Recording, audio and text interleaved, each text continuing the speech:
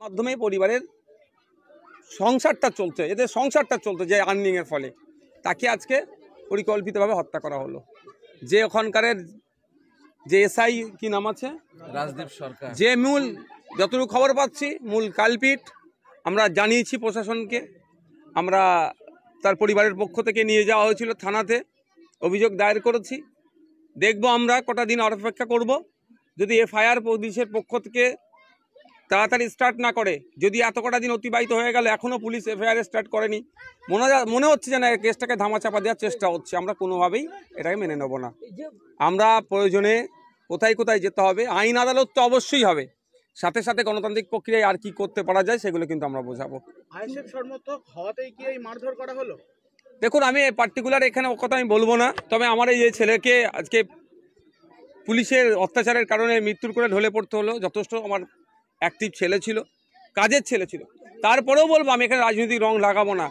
একটা ছেলেকে তুলে নিয়ে গিয়ে কিভাবে অত্যাচার তার উপরে হয়েছে, তাকে মৃত্যুর করে ঢলে পড়তে হলো, এটা কোনো মতেই ছাড় হবে না।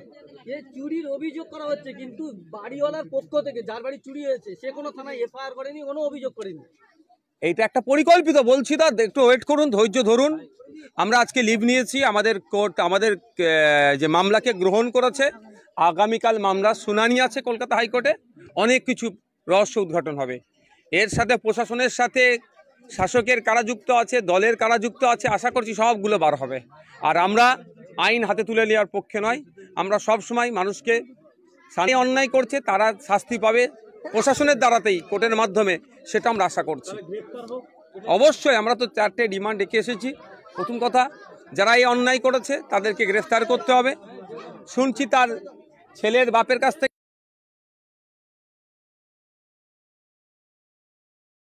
সাথে সাথে যে পরিবারের ওই একজন ছিল, যে আপনার রুজি রুটি ছাড়া আর কেউ ছিল না, রুজি রুটি ছাড়া কেউ ইনকামের জায়গা নাই।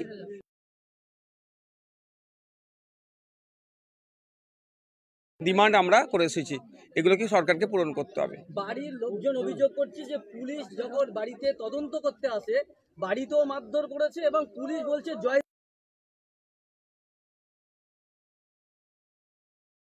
শুনবো, যদি এগুলো হয় আগামী দিনে এগুলো তুলবো।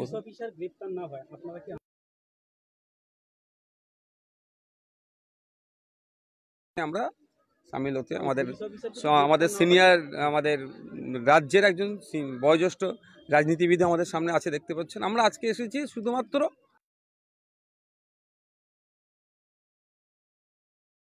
আগের দিনে আমরা বাই মেলে করেছিল, ফিজিক্যালি দিয়েছে, রিসিভ নিয়েছে। আমরা অপেক্ষা করছি এফআইআর কখন স্টার্ট করে এবং তাদের বিরুদ্ধে কি ব্যবস্থা নেয়।